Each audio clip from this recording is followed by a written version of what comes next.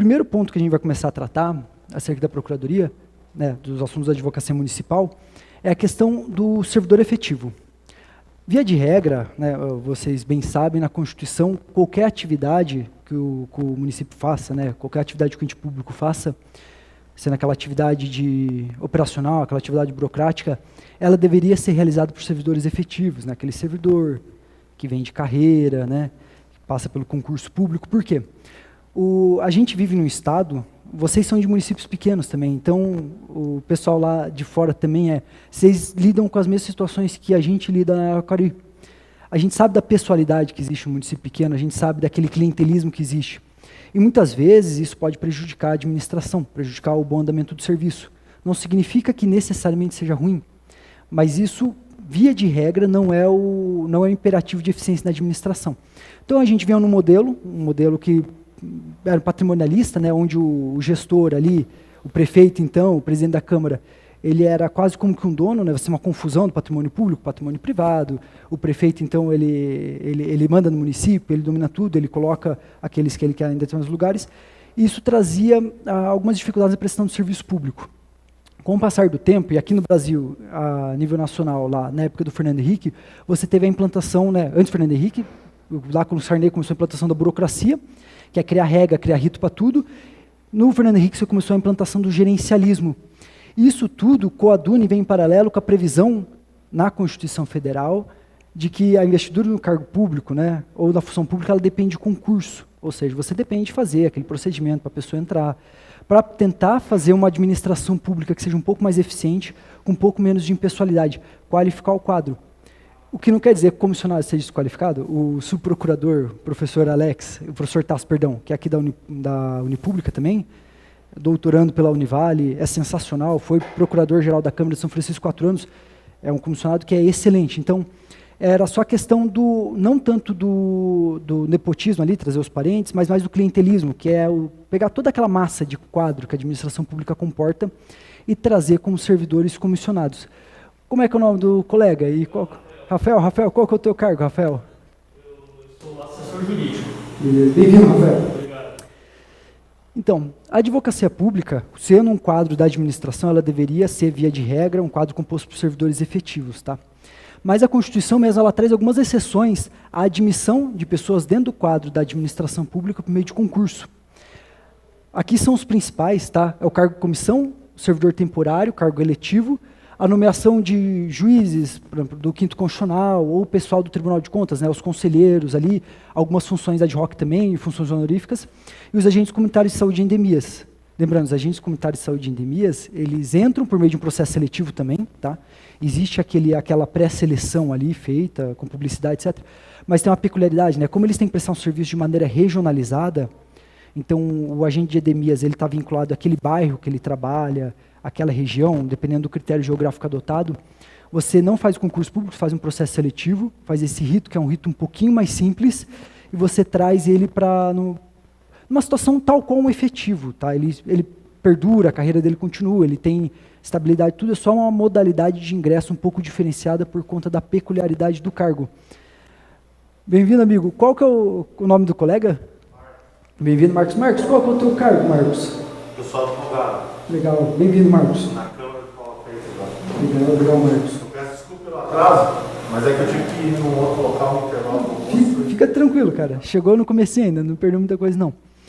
Então, essa daqui são as principais regras, são as principais exceções à regra do concurso público, tá? São todas elas previstas na Constituição também. Assim, a regra, né? A regra do concurso público, todo mundo entra para o concurso público, só para retomar a ideia aqui, né?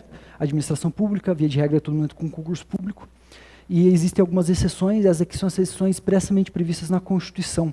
Lembrando que o agente comunitário não é propriamente uma exceção ao concurso, uma vez que ele entra em algo semelhante, que seria um processo seletivo ali para a escolha do cargo, por conta da regionalização da atividade dele. A advocacia pública, então, expressamente ali, ela tem previsão na Constituição, tá? Ela tem duas provisões expressas na Constituição, que é o artigo 131 e o artigo 132. O artigo 131, ele é o artigo que trata da advocacia pública da União, da AGU. O artigo 132, ele trata da advocacia pública dos estados, das PGEs, né?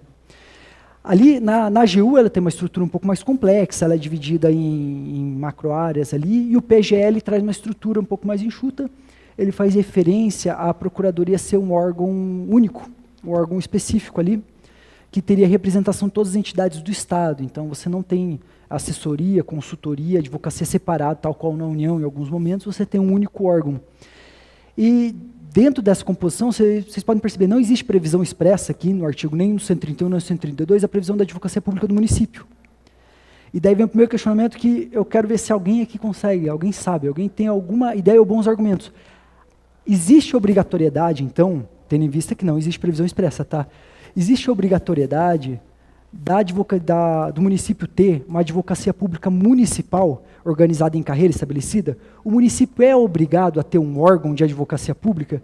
O que vocês acham? O que tu acha? Tu acha que é obrigado? Não tem previsão expressa. Mas a gente tem obrigatoriedade do concurso público, é uma carreira burocrática e técnica. É um bom argumento. O que tu acha?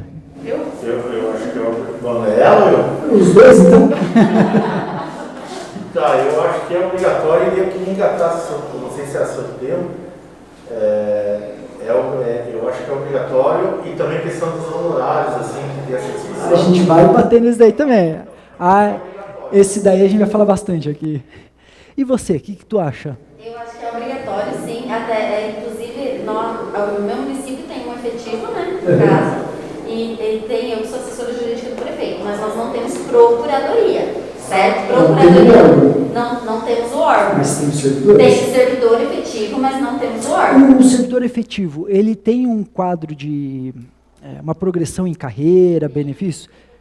Mas nós não temos a procuradoria. Inclusive, foi um questionamento. Nós temos lá o cargo de advogado. E temos também o cargo de procurador. Certo? Mas nós temos efetivamente. Também a procuradoria em si, né? Mas nós temos só concursado o advogado. Mas então você tem um quadro próprio para cuidar desses assuntos organizado em carreira. Mas nós não temos o cargo de procurador-geral. Olha só que curioso. No caso, tem eu como assessora jurídica do prefeito, que quase nem equivale, né? Vamos dizer, por não ter A atividade procuradoria. acaba sendo próxima, né? Mas não temos o cargo de procurador-geral lá e só temos um efetivo e é 20 horas só. Já teve questionamento do Ministério Público, acho que do Trabalho, se eu não me engano, para a criação da procuradoria. Então você vai ser bons argumentos para debater com o MPT aqui, hein? E dos outros 3 colegas, o que vocês acham? Vou começar contigo, né? Que foi Eu sou da opinião que tem que ter um concursado. Sim. Né? Uma pessoa, por causa da nossa situação lá. Sim, tem o advogado que ele não é procurador, ele tem status de procurador, ele é concursado e ele responde ao advogado do município. Então, a minha situação, professor, é igual a colega. Eu também sou assessor jurídico do prefeito, de gabinete, mas eu comecei agora, faz um mês. Não existe a procuradoria, existe um advogado efetivo na mesma situação. E o último colega? Lá tem, né? Procurador e assessor. Tem estrutura. Então, todos aqui acham que precisa ter o quadro de carreira organizado ou a estrutura orgânica, né, o órgão. O que é um cargo? Né? O cargo é um nome, né, é um nome com uma descrição de função, um salário e uma carga horária. Basicamente isso, tá? Tem uma série de critérios, tem critério orgânico, tem critério material, Maria Silva, Celso Antônio, mas bem na prática, para aquilo que importa para a atividade, o quadro ele é só isso, é aquela previsão que normalmente está no anexo da lei, nome, descrição da atividade, né, ou função, requisito de habilitação, carga horária e salário. Isso é um cargo. Mas, para surpresa de todos, eu imagino que o dos colegas online também, não é obrigatório. O STF ele tem uma jurisprudência muito antiga, muito consolidada, no sentido de que não há na Constituição Federal a previsão expressa para os municípios instituírem procuradorias municipais, organizadas em carreira mediante concurso público, e, portanto, não haveria necessidade de você ter o órgão no município. Pois é, então, mas você vê, e é um bom argumento, perceba, não é uma decisão isolada. Esse daqui... Isso. Mas tem o quadro. Nós temos no quadro O servidor que... O servidor que responde pela função de advogado. Isso. Nós criássemos a estrutura. da procuradoria. É. Nós não criamos. Mas